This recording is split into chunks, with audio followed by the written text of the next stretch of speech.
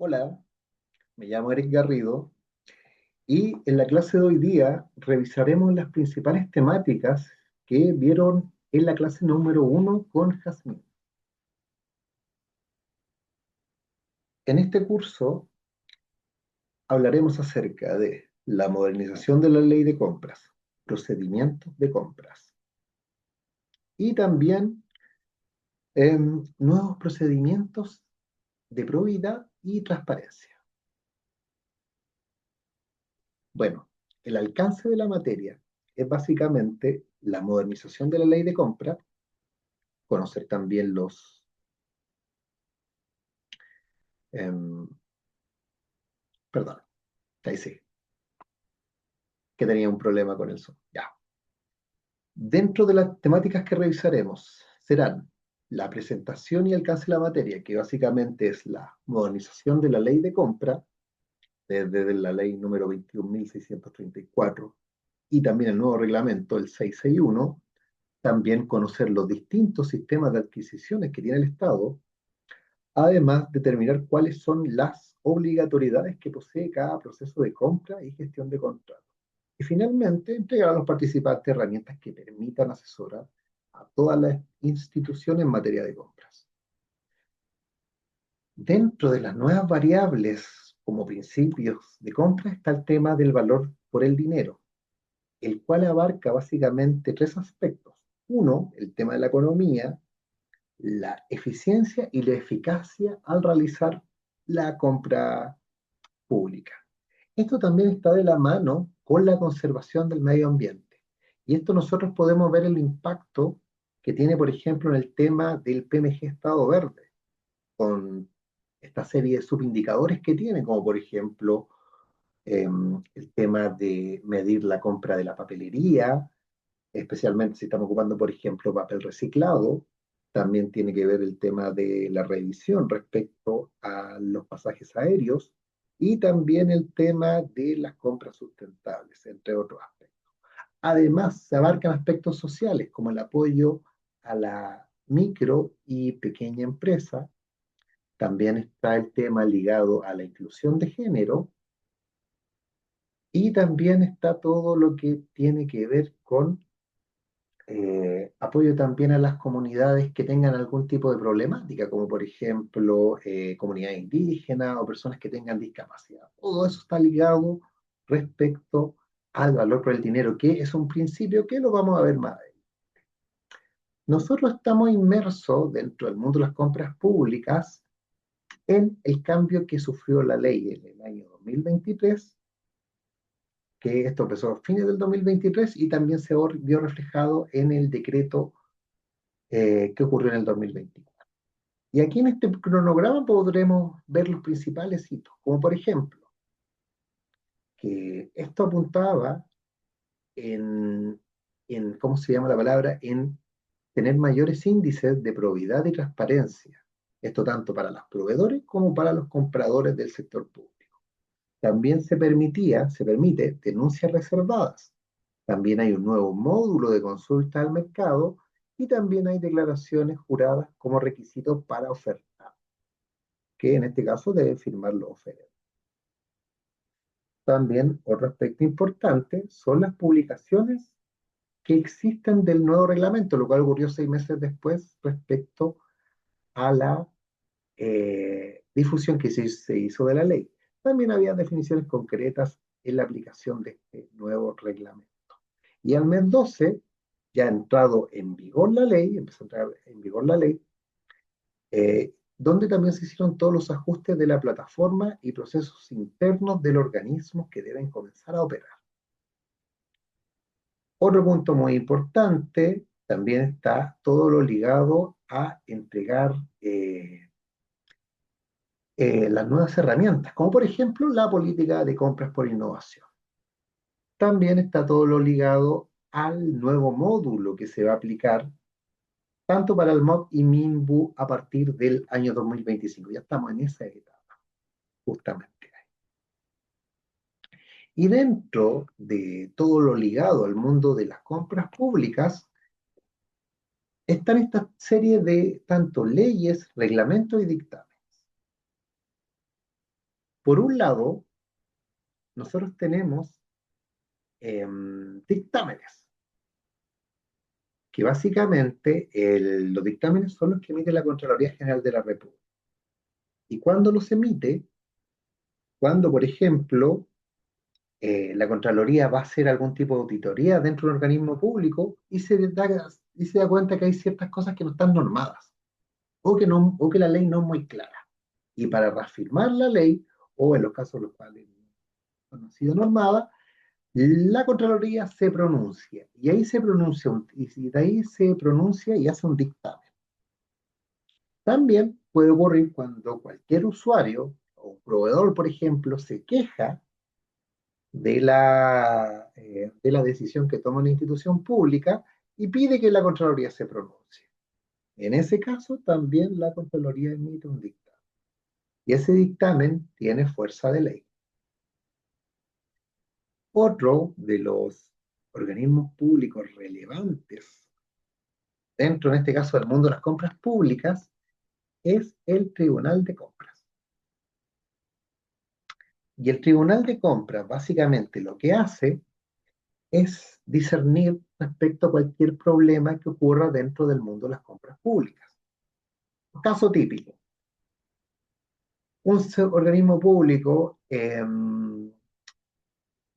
adjudica un producto, adjudica un servicio al proveedor A, y el proveedor B siente que ese proveedor A, el que se adjudicó el producto, fue mal evaluado, o sea, mal evaluado en el sentido que la evaluación se hizo mal, que ellos como proveedor B deberían haber tenido el máximo puntaje.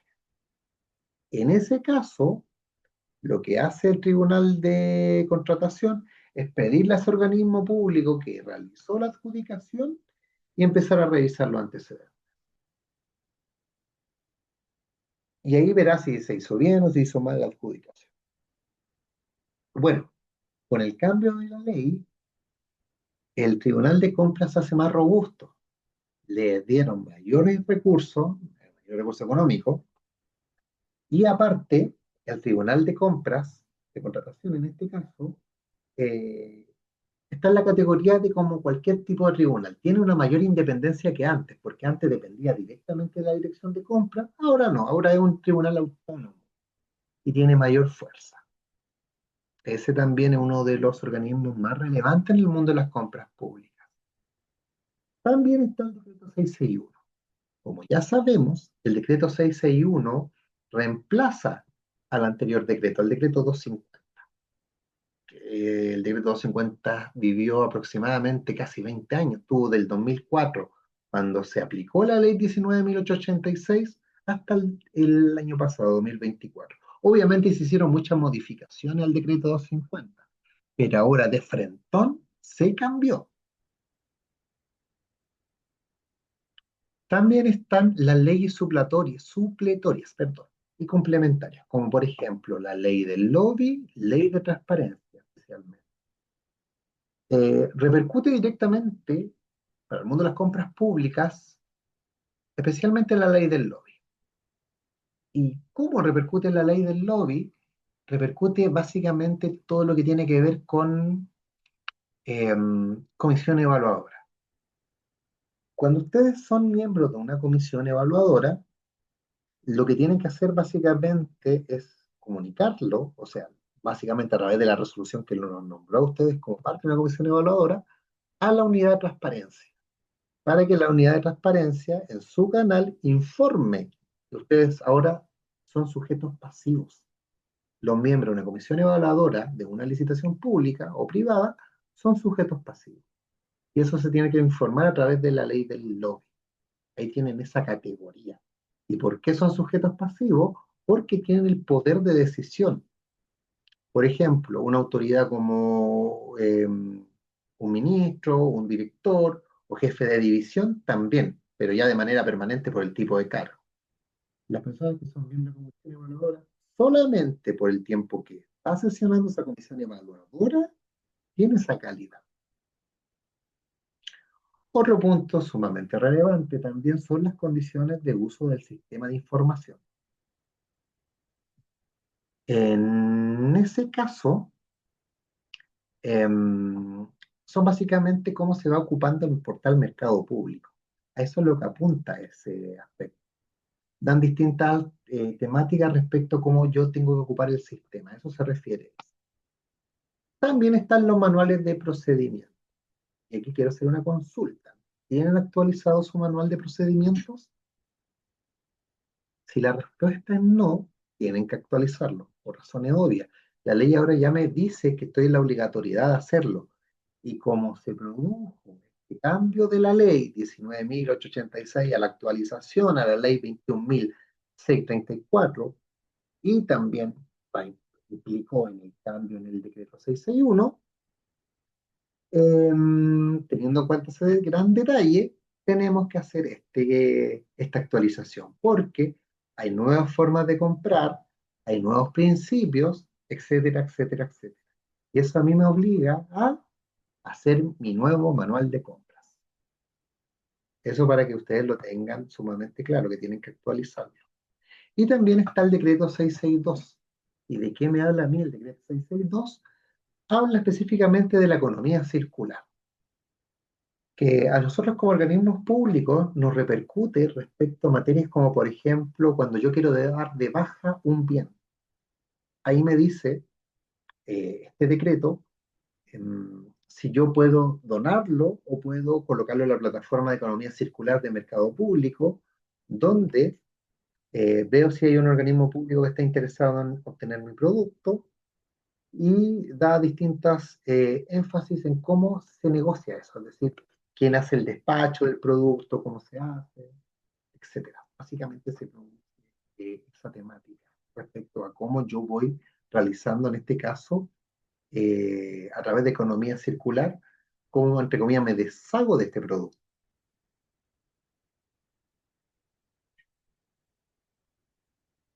Y ahora vamos a ver los distintos principios de las compras públicas. El principio clásico es el principio de libre concurrencia. Este principio básicamente me dice que cuando se hace un llamado administrativo, siempre tiene que haber igualdad ante las bases que rigen el contrato. Básicamente apunta a esa, la igualdad de las condiciones para poder participar. ¿Y qué cosas las infringen? Por ejemplo, las prórrogas indefinidas. Las personas que llevan mucho tiempo trabajando dentro del servicio se darán cuenta que antes, ahora yo creo que ya no ocurre, que han trabajado muchos años con proveedores específicos. Y muchas veces no se trabaja con esos proveedores a través de licitaciones, sino simplemente se han realizado distintas prórrogas por muchos años. En ese caso, eh, eso está en contra del principio, perdón, de la libre concurrencia. También las garantías desproporcionadas. Esto me lo dice textualmente el decreto 6. ¿Y esto por qué infringe este criterio? Porque básicamente al tener garantías desproporcionadas, lo que provoca es que los oferentes, como por ejemplo pymes, microempresas, les va a costar más participar. También exigir experiencias para licitar, para participar en licitaciones. Y aquí podemos hacer un símil respecto a lo que pasa en una maratón. Cuando, o sea, cualquiera puede inscribirse en una maratón, la respuesta es sí. Por ejemplo, una maratón de Santiago. Cualquiera se puede inscribir. Pero el hecho es que piden ciertos antecedentes, como por ejemplo tener un examen de un electrocardiograma, por ejemplo. En ese caso, eh, claramente se tiene que pedir porque hay una competencia física por medio, etcétera, etcétera, etcétera. Pero es relevante esta materia porque yo a la persona no le coloqué la barrera de entrada para que no participara. Simplemente posteriormente solicité los antecedentes, que es un símil a lo que pasa muchas veces dentro de las eh, licitaciones públicas, donde yo no le puedo colocar el límite, o sea, más que límite, perdón, la barrera de entrada al oferente respecto a su participación. Si el tipo no tiene experiencia, yo no puedo decirle que no participe, pero si entre comillas lo puedo castigar colocando un criterio de evaluación alto, como por ejemplo la experiencia. Y esto va ligado a otro tema. ¿Por qué no se solicitan facturas como medio de verificación para evaluar experiencia? No se solicitan porque yo una factura la puedo anular. Eso es lo que pasa con las facturas.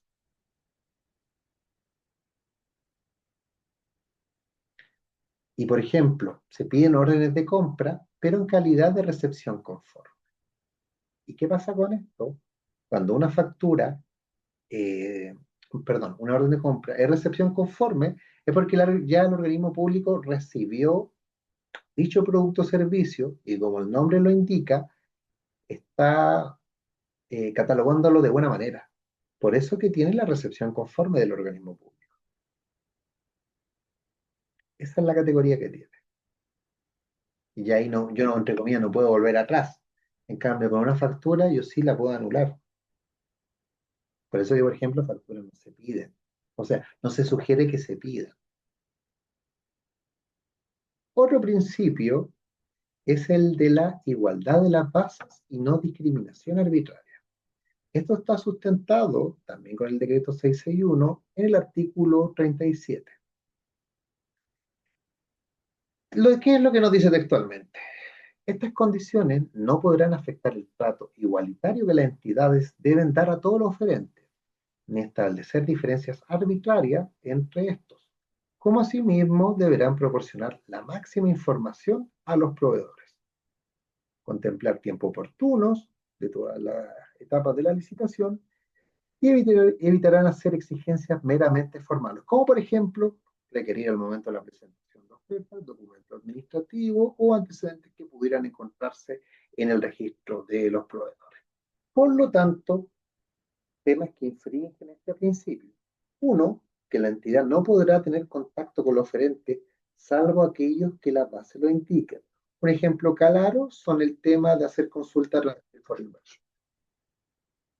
También entrega de muestras o visita terreno. Acá, por ejemplo, yo no podría tener contacto a través de un correo electrónico. Sí, las bases ya están publicadas, estamos hablando de ese periodo. También aplicar parámetros no justificados en los criterios de evaluación, como si solicitar documentos especiales a personas jurídicas o la exigencia de determinadas marcas comerciales. Este punto es un tema que es, ¿cómo se llama la palabra? Transversal a organismos públicos, que muchas veces quieren trabajar con una marca específica, porque me da más confianza, porque tengo años trabajando con esa marca y nunca me falla, etcétera. Existen muchas variables de por medio. Y la pregunta que tenemos que hacernos es la siguiente: ¿qué ocurre si no existen equivalentes? ¿Qué creen ustedes?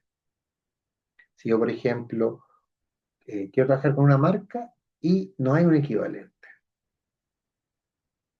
y solamente esa marca, para añadir un poco más de pimienta acá al ejercicio, eh, solamente un proveedor la tiene. ¿Qué sería ahí? Sería proveedor único, ¿verdad? Ahí se dan todas las pasos para poder tenerlo como un proveedor único. Es decir, no existe un equivalente y solamente un proveedor trae el producto. Si más de un proveedor trae el producto, claramente ahí ya pierde la condición del proveedor único. Pero ahí sí se da esa condición.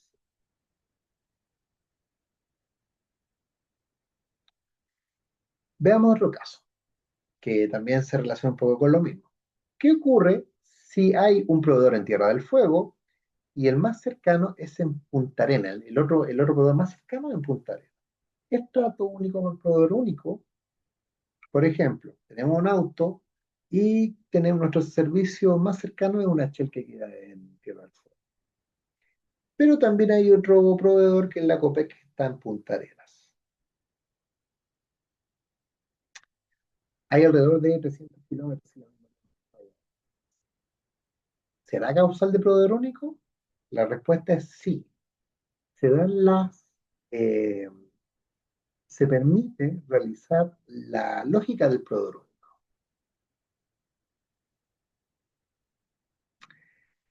Claro, estamos hablando de 300 kilómetros de diferencia.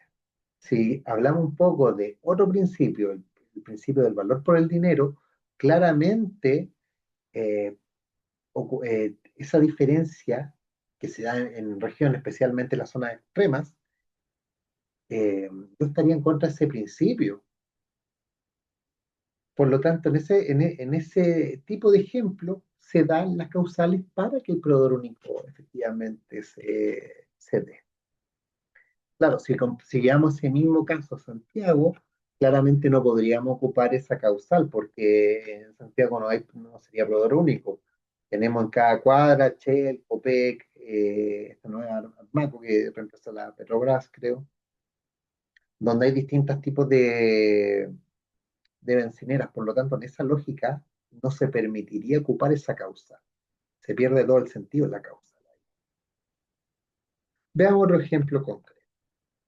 En caso de servicios informáticos, por ejemplo, desarrollo de software, ¿se puede hacer un trato único de proveedor como proveedor único? ¿Qué creen ustedes?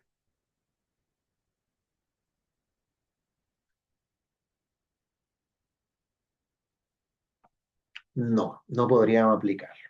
Yo aquí entiendo la lógica de muchos de ustedes. Por ejemplo, tienen un servicio que es muy especializado y cambiarse de proveedor, con todo lo que eso implica, conocer los sistemas que ya ustedes les hacen, es sumamente complejo porque muchas veces trabajan con distintos ingenieros informáticos que le hacen a la medida los distintos productos que ustedes necesitan.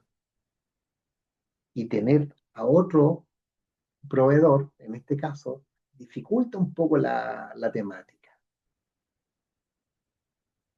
Por lo tanto, ahí sería sumamente complejo desarrollar otro producto. Pero, a pesar de la complejidad que implica eso, no sería una causal de proveedor. ¿Por qué? Porque se da por hecho que en el mercado existen potencialmente otros proveedores que podrían también realizar el producto, más allá de la complejidad que implica en este caso el producto.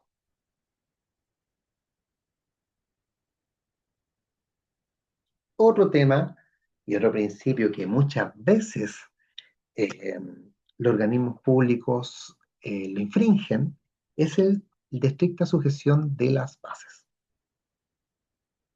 Recordemos primero que nada, un punto sumamente trascendental, que los contratos, tratándose de licitaciones superiores a 5.000 UTM mensuales, la suscripción del contrato solo podrá efectuarse una vez transcurrido el plazo de 10 días desde la notificación de la resolución. Este punto es sumamente relevante porque básicamente nos obliga a que en ese tipo de causal se aplique el tema del contrato.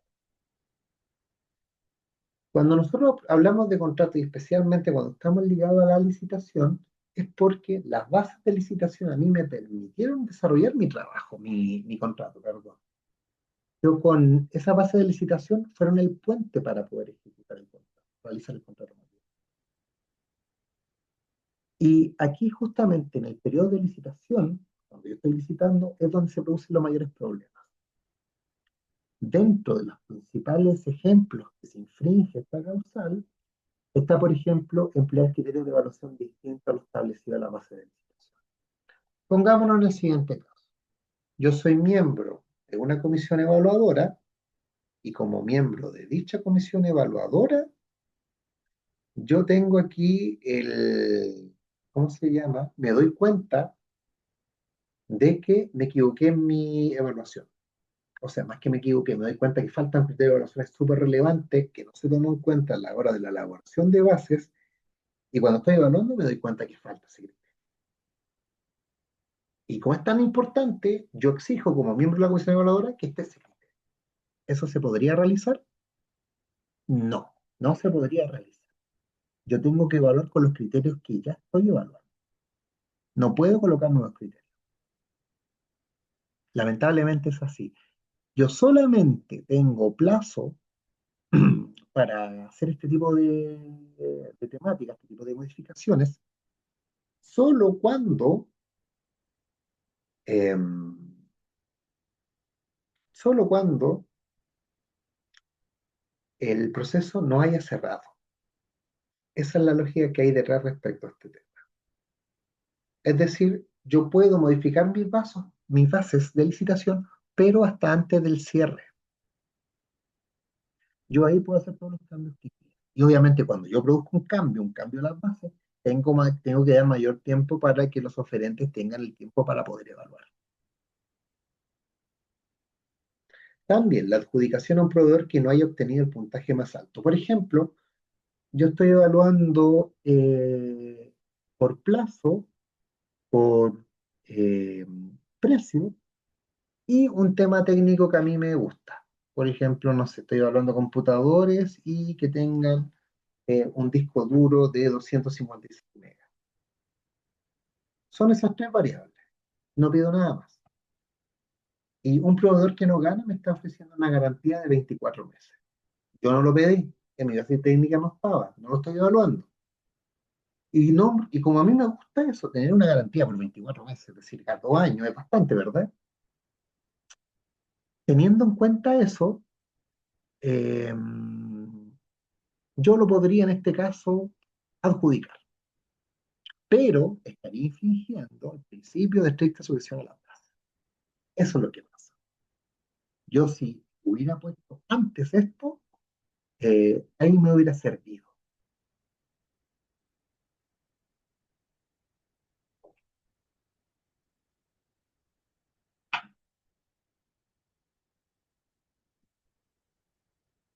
Otro tema irrelevante es el tema de la no formalización.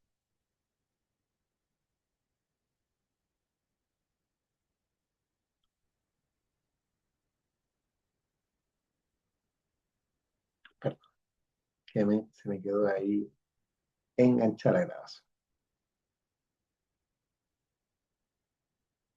Oh,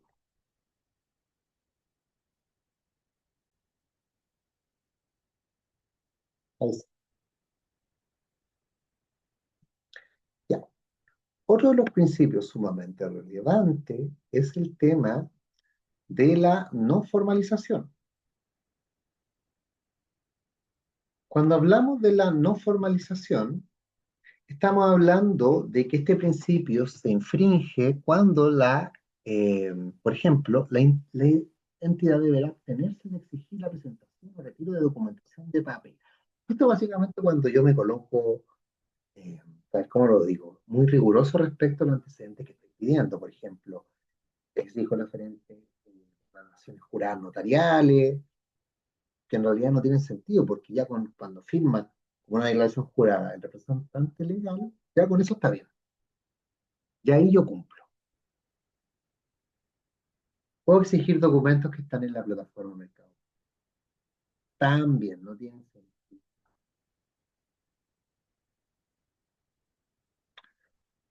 Otro de los criterios de evaluación relevantes son el tema de la transparencia y la publicidad, que están regidos bajo el artículo 18 de la ley 19.886. Esto van de la mano, tanto la transparencia como la publicidad. El artículo 18 me indica lo siguiente. Los organismos públicos regidos por esta ley deberán cotizar, licitar, contratar, adjudicar, generar las órdenes de compra asociada, solicitar el despacho, administrar sus contratos y en general desarrollar todos sus procesos de adquisición contractual de bienes y servicios y obras a que alude la ley presente, utilizando solamente los sistemas electrónicos o digitales que establezca para efecto la dirección de compras. Las órdenes de compra señaladas en el inciso primero deberán ser emitidas para cada proceso, tanto de renovación como prórroga. Esto es sumamente importante. No sé si se acuerdan, las personas que manejan el portal, que cuando el portal cambió la ley, se empezaron a agregar nuevos banners. Y esta modificación provocó un gran cambio dentro del portal, lo cual implicó que el portal estuvo caído durante 2 semanas. Y aquí la pregunta es, ¿qué ocurre cuando se cae el portal y no se puede publicar en mercado público. En ese tipo de casos, lo que se tiene que hacer es lo siguiente, se tiene que publicar en los portales de transparencia. Si ustedes se fijan bien acá, no hablan directamente del portal mercado público, que por razones obvias es el portal que se hacen todas las transacciones del Estado. Habla de que tiene que estar publicado. Y para que esa publicación se considere, en este caso, transparente y público, en este caso con publicidad, se tiene que hacer a través de esa lógica. Es decir, se tiene que publicar en transparencia. Y otro punto que también se aborda acá es justamente el tema de la renovación y las prórrogas. Anteriormente estaba en una nebulosa, no era muy claro. Si yo con una renovación o una prórroga tenía que hacer una orden de compra.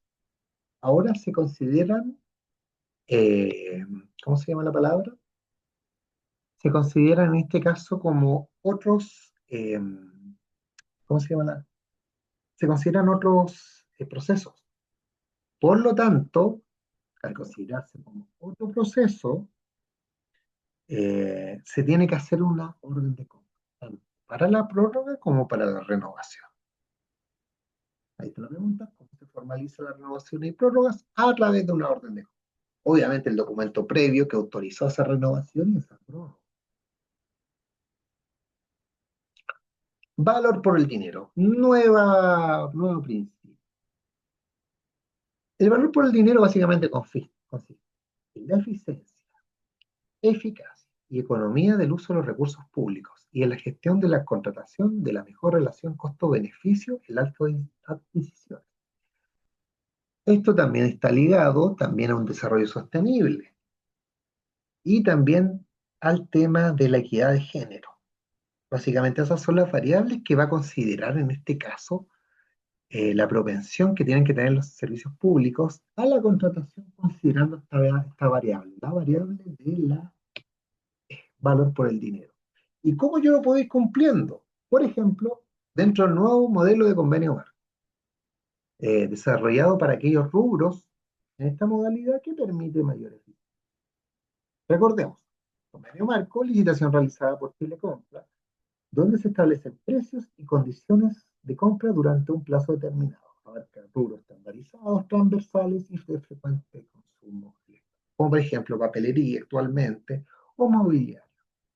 También bases tipo para que las compras que requieren definiciones técnicas más completas de acuerdo con las necesidades del organismo. Chile Compra, básicamente lo que hace es hacer sus bases tipo. Esas bases tipo ya fueron tomadas de razón por parte de la Contraloría General de los Recursos. Por lo tanto, permiten acortar tiempo respecto a esto. Permiten a mí, como organismo público, tomar una base tipo y con esa base tipo trabajarla. Esa base tipo ya fue tomada de razón. Claro, yo me tengo que asociar a la base tipo y no puedo hacer nada más. No me puedo poner creativo acá. Compras coordinadas, que es gracias a la agregación de demandas, se obtiene importante ahorro en rubro. Y una compra coordinada es cuando dos o más organismos públicos se juntan y compran un producto. Por ejemplo, Carabineros, que Carabineros quiere comprar 1000 computadores. Y yo supongamos que soy de la Municipalidad de Santiago y averiguo esta compra que quiere hacer Carabineros. Me quiero unir a ellos. La dirección de compra me dice, ya, únete, ve las bases, ve si te conviene, y me uno a la compra coordinada. Y después veo que el MinSal también quiere comprar computadores. Por lo tanto, ya somos tres. Y entre esos tres, que partió siendo 1000, que era lo que quería comprar Carabineros, ahora llevamos los 2000. Eso implica que existe un mayor poder de negociación. Cuando obviamente yo quiero comprar un mayor volumen, ese mayor volumen se va reflejado en que los distintos organismos públicos, perdón, proveedores, están interesados en poder venderme a mí, porque hay una gran masa de productos. Bueno, también finalmente tenemos el principio de probidad. Este también es un principio que es transversal a la organización, a los organismos públicos. Básicamente, apunta a tener un interés general sobre el particular. Es decir, se refiere a la ciudadanía o de la sociedad como un todo, por sobre mi interés particular como funcionario. Acá va muy ligado respecto al tema del deber de abstención en los distintos procesos de contratación. Esto está regulado en el decreto 661, artículo 15, donde básicamente la autoridad y los funcionarios de las entidades, independientemente de su calidad jurídica, deberán abstenerse de intervenir en procedimientos de contrataciones públicas en los que puedan tener algún conflicto de interés. Esa es la palabra clave. Y aquí vamos a ver un poco más detallado este punto. Bueno, resumiendo, ningún organismo del Estado podrá suscribir contratos administrativos con, uno, el personal del mismo organismo público, cualquiera sea su calidad jurídica, ni con la naturaleza de las personas contratadas a honorario. Es decir, ni los contrata ni los planta y además los honorarios puedan tener ningún tipo de contrato con el servicio. O sea, yo, por ejemplo, vender algún tipo de asesoría, por ejemplo, no podría, o vender inclusive un producto, no sé, un auto, estoy ahí especulando, obviamente, o arrendar una propiedad, tampoco podría hacer. También, ni por sus cónyuges o convivientes civiles, ni con las demás personas unidas por los vínculos de parentesco en segundo grado. Segundo grado, por ejemplo, abuelos, hermanos, etcétera. En el caso de funcionarios directivos de organismos del Estado, hasta el jefe de departamento, o de los funcionarios que participen en los procesos de compra, se extiende la prohibición a personas unidas a ellos por los vínculos de parentesco hasta el tercer grado. Más adelante vamos a ver una gráfica para entender un poco los terceros grados, que por ejemplo son los tíos, sobrinos, etcétera. Se amplía la gama. Por un lado estamos hablando de todos los funcionarios, acá los que tienen cierto poder y los que están ligados a las compras públicas. Y este punto es un poco más polémico porque habla un poco del tiempo. Estas incompatibilidades son extensivas hasta un año, contado desde el respectivo funcionario con su cese de funciones. Pongamos en un escenario fatalista. En marzo del 2026 termina su labor. Ya. No le renuevan el contrato, por ese motivo los desvinculan. Durante todo el 2026 no pueden hacerle ninguna asesoría ni ningún tipo de contrato en este caso, el registro civil. Es harto, ¿verdad? Pero bueno, eso es lo que nos está diciendo la ley ahora. Y aquí en esta gráfica podemos ver un poco los parentescos, que el primer grado son padres e hijos, segundo grado, nietos y abuelos, tercer grado, bisabuelos y bisnietos, eh, cuarto grado, primos y tío abuelo, es decir, prácticamente aborda toda la familia. Es bastante, ¿verdad? Bueno, hablando un poco de las incompatibilidades para contratar, deben abstenerse en los procesos de compra. En este caso, tenemos que tener las siguientes variables. Uno, el interés personal con el proveedor. Tener interés personal en el asunto de que se trate o en otro cuya resolución pudiera influenciar. Ser administrador de la sociedad o tener algún litigio pendiente. Estamos hablando de esa perspectiva. Inhabilidades generales, que es lo que ya vimos anteriormente, está muy ligado. Tener parentesco de consanguinidad dentro del cuarto grado o afinidad dentro del segundo, también. Otro punto muy importante es haberse desempeñado como director, administrador, gerente, trabajador dependiente, consejero, mandatario, ejecutivo principal o miembro de algún comité en los últimos 24 meses. Es bastante. Y también haber emitido opinión personal por cualquier medio sobre un proceso de contratación cuya resolución esté pendiente. Y finalmente, falta de imparcialidad. También en todas esas variables existe una incompatibilidad para contratar. Y las personas que tengan esto deben abstenerse de participar en todo el proceso de la. Otro punto sumamente importante dentro de la probidad es cuando se produce una nulidad de contrato.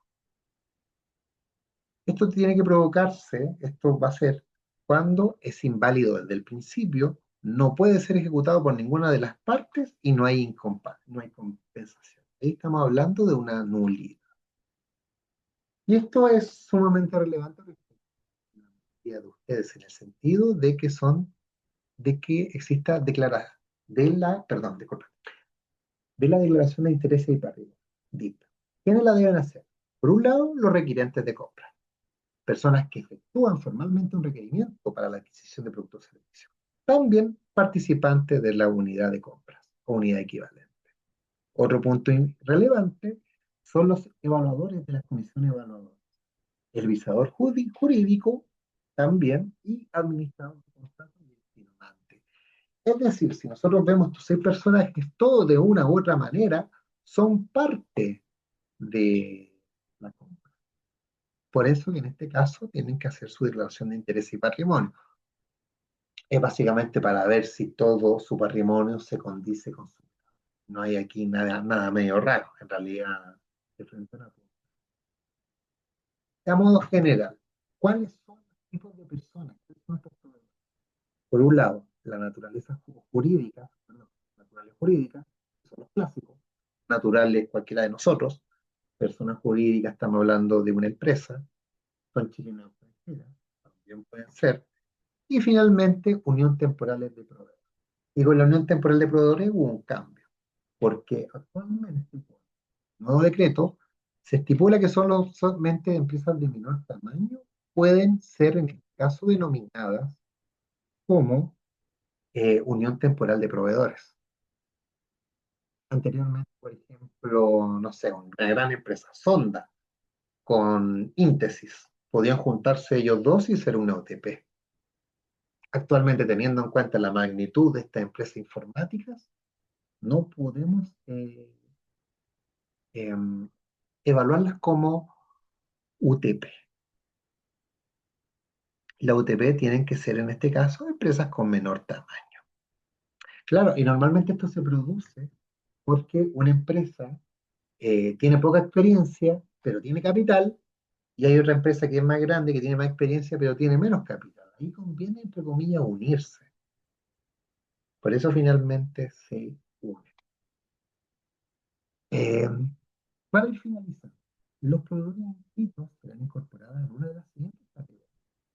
Microempresas, ingresos anuales por venta y servicios del giro hasta 2.400 UF, medianas empresas de 2.400,01 hasta 25.000 UF, gran empresa desde 25.000, 0,1 UF hasta 100.000 UF, y extranjero, toda persona natural sin domicilio en Chile, persona jurídica sin residencia en Chile. Por ejemplo, hay mucha actividad al área informática respecto a esto. Estoy pensando en Microsoft, por ejemplo, licencias Microsoft, que vendrían siendo empresas extranjeras.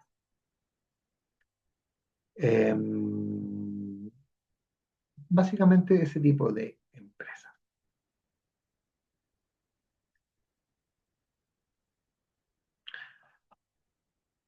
Em, bueno, estas son algunas inhabilidades respecto al tema de la contratación.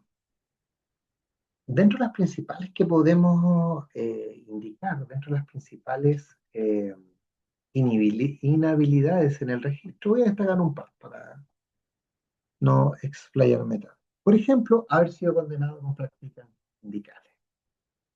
Hemos visto grandes empresas que pueden caer en esto, por ejemplo, Sodimac, que por ejemplo están en el portal y a veces se caen del portal, me refiero a que hayan adjudicado algún convenio marco, porque hayan sido, en este caso, sancionadas. También, empresas ligadas a cohecho, o lavado de activos, o financiamiento del terrorismo. También haber informado, según el requerimiento, con antecedentes maliciosamente falsos. Aquí estamos hablando de, por ejemplo, inventar antecedentes o ese tipo de tareas. También haber sido condenados por el Tribunal de la Libre Competencia.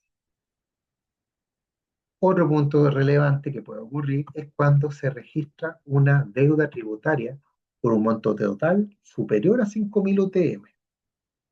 También, también puede ocurrir. Y dentro de las clásicas tenemos la siguiente. Registrar deudas previsionales de salud por más de 12 meses con sus trabajadores dependientes. Esa acreditará mediante certificado de la autoridad competente. Aquí estamos hablando de la Dirección del Trabajo, que es el certificado, el F30 me parece. ¿Es F30 o F31? Uno de los dos. Encontrarse en sujeto a liquidación por resolución judicial. También, haber sido eliminado o suspendido el registro de proveedores por resolución fundada de la Dirección de Compras. Es raro que llegue a ocurrir algo así, es decir, la empresa tiene que cometer un desastre para que implicara este tipo de materia, de que lo eliminen. Y otro punto, haber sido condenado por los tribunales a la inhabilitación o prohibición de celebrar actos y contratos con ellos. Y también las demás que determine la ley. Como pueden ver, son varias y obviamente cada una tiene una causal distinta, eh, que puede ser una, pueden caer en algún tipo de este tipo de trabas. Bueno, los dejo hasta acá. Espero que continúen con las clases con Jazmín y que este resumen que hemos visto los ayude para el trabajo o prueba final.